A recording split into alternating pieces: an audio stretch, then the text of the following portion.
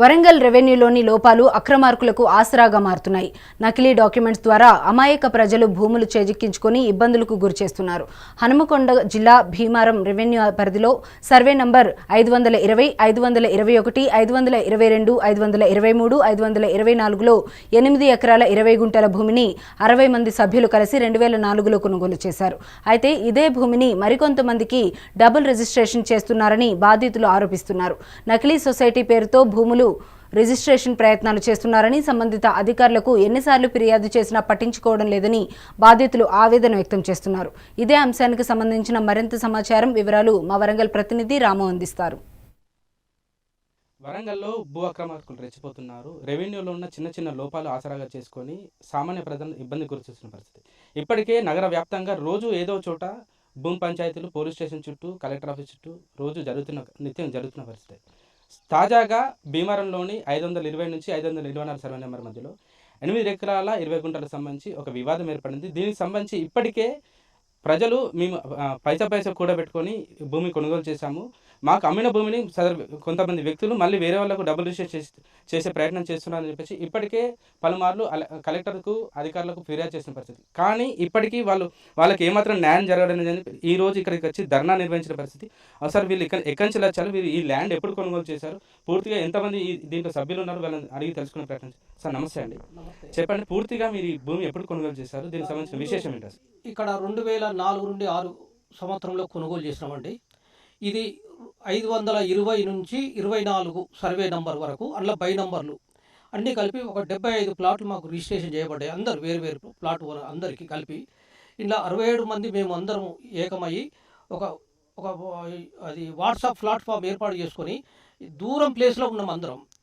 ఈ దూరం ఉండడమే ఈ మీడియేటర్ సంపత్ కుమార్, పానరాల సంపత్ కుమార్, జంపయ్య అండ్ పానరాల సంపత్ కుమార్ వాళ్ళ మిస్సెస్ శ్రీదేవి గారు, వీళ్ళందరూ మాకు ఈ మీడియేటర్స్ ఈ పట్టేదారులతో కుమ్మక్కయ్యి వాళ్ళని ప్రొవోక్ చేసి మమ్మల్ని ప్లాట్ల మీదకి రాకుండా చేయడం జరిగింది.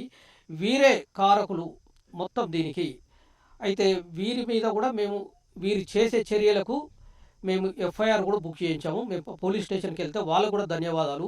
పోలీస్ డిపార్ట్మెంట్ కూడా మాకు మంచి సహకరించింది, కాదంటలేము. 2023 సంవత్సరంలో సిపి రంగనాథ్ సార్ పీరియడ్లో ఎఫ్ఐఆర్ బుక్ అయింది. తర్వాత అతను హైకోర్టు పోయి క్యాష్ పిటిషన్ తీసుకొచ్చుకున్నాడు.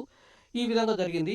ఈ సొసైటీకి సంబంధించి ఒక society SR mutual housing society అని ఏర్పాటు చేసుకుని దీనికి కూడా కొంతమంది రిజిస్ట్రేషన్ జరిగినాయి, కొంతమంది పట్టదారులు కూడా డబ్బులు ఇచ్చారని ఒక ఆరోపణలు వచ్చిన గతంలో కూడా అనేక కథనాలు కూడా వచ్చినాయి సార్. దీన్ని మీరు ఏదైనా చూస్తారు? ఎస్ఆర్ మ్యూచువల్ సొసైటీ అనేది అది డూప్లికేట్ అండి. వాళ్ళంతటా వాళ్ళు క్రియేట్ చేశారు. అది దానిలో 21 మెంబర్స్గా ఉన్నారు. మిగతా వాళ్ళందరిది డూప్లికేట్ ఫోర్జరీ సంతకాలు అవి. అందులో ఒరిజినల్ సంతకాలు ఉన్నాయి ఒక 5-6 మెంబర్లే. అది కూడా భార్య ప్రెసిడెంట్, భర్త మెంబరు, ఒకటే కుటుంబానికి చెందిన వాళ్ళు మెంబర్గా ఉన్నారు. మిగతా వాళ్ళందరూ ఫోర్జరీ సంతకాల ద్వారా ఆ సొసైటీని నిర్మించారు. అది చెల్లుబాటు కాదు. ఆ సొసైటీకి ఒక బ్యాంక్ అకౌంట్ లేదు. ఈ సొసైటీ పెట్టి 4 సంవత్సరాలైనా ఒక సర్వసభ సమావేశం కూడా ఏర్పాటు చేయలేదు. కావున మేము సొసైటీ ఆఫీస్లో కంప్లైంట్ ఇచ్చాము, ఆ సొసైటీని రద్దు చేయాలని చెప్పి. వాళ్ళు కూడా దానికి ఒప్పుకున్నారు. మళ్ళీ ఎలక్షన్స్ పెట్టుకోమని చెప్పారు. మాకు మేము సొసైటీ పెట్టుకున్నాక మమ్మల్ని ప్రతి ఒక్కరు కూడా మీ ప్లాట్ మీద ఓన్రీ మీరు అద్దులు పెట్టుకోవాలంటే మన వాళ్ళు కొద్దిగా వెనక ముందు చేశారు. ఇప్పుడు మాకు పోలీసు వాళ్ళు సహకారం ఇచ్చారు. మాకు కూడా ఎన్ని రోజులు ఎక్కడెక్కడో ఉన్నాం, ఇప్పుడు అద్దులు పెట్టుకుందాం అనే ప్రయత్నం చేస్తాము. మాకు రిజిస్ట్రేషన్ అయింది 2006 నుంచి రిజిస్ట్రేషన్ అయింది. రిజిస్ట్రేషన్ అయిన ప్లాట్లు మాకు 75 ప్లాట్లు రిజిస్ట్రేషన్ అయ్యి మేము 67 మంది ఇప్పుడు ప్రొసీడింగ్లో లైన్లో ఉన్నాం. ఖచ్చితంగా మాకు ప్రతి ఒక్కరికి మీ ప్లాట్ల మీద పోండి, ఎందుకు పోతలేరు, ఎందుకు భయపడతారు, మీకు అమ్మిండి ఆయనే, మీకు రిజిస్ట్రేషన్ అయింది, మళ్ళీ ఎందుకు ఇన్ని ఏళ్ళు ఎందుకు ఊకుంటారు అనేది వాళ్ళు మాకు అందరూ ఇదే ప్రోత్సహిస్తే మేము ఇప్పుడు వచ్చడానికి ప్రయత్నిస్తాం. 2004లో మీరు కొనుక్కున్నారని చెప్పిస్తున్నారు. అమ్మ మీరు చెప్పండి, అసలు మీరు ల్యాండ్ దేనికోసం కొనుగోలు చేశారు, ఎవరి దగ్గర కొనుగోలు చేశారు, ఎంత కొనుగోలు చేశారు? సార్ 2002 నుండి మేము ఈ ల్యాండ్ పైసలు ఇచ్చుకుంటూ భయాన్ని ఇచ్చుకుంటూ చేసుకున్నాము. 2006లో చేసిండు. ఎందుకంటే ఇది కొంచెం అప్పటికే ఆయనకి ఒక దుర్బుద్ధి అన్నది.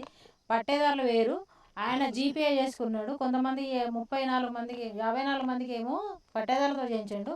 ఆ తర్వాత జీపీఏ తను చేసుకొని మాకు 24 మందికి జీపీఏ ద్వారా చేసిండు. అది కూడా 2006లో చేసిండు. ఇక తప్పదు అనే పరిస్థితిలో నాకు జీపీఏ చేసిండు. చేసిన తర్వాత మేము ఎల్ఆర్ఎస్ కట్టుకున్నాము.